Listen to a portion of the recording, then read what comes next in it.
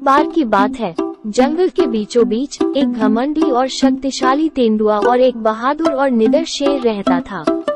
दो बड़ी बिल्लियां जंगल में सबसे मजबूत और भयंकर जानवर थीं, और वे अक्सर अपने क्षेत्र और संसाधनों को लेकर आपस में भिड़ जाती थीं।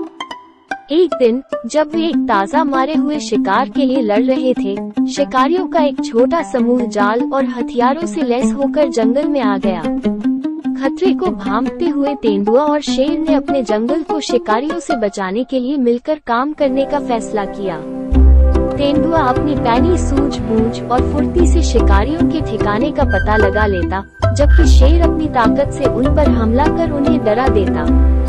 दो बड़ी बिल्लियों ने पूर्ण सामंजस्य के साथ काम किया, अपने घर की रक्षा की और शिकारियों को भगाया।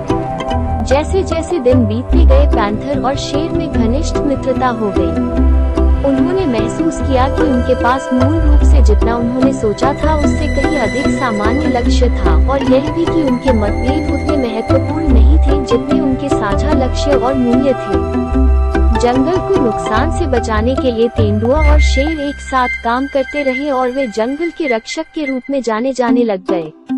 जंगल में सभी जानवरों द्वारा उनका सम्मान और प्रशंसा की जाती थी, जो उन्हें एकता और मित्रता की शक्ति के उदाहरण के रूप में देखते थे।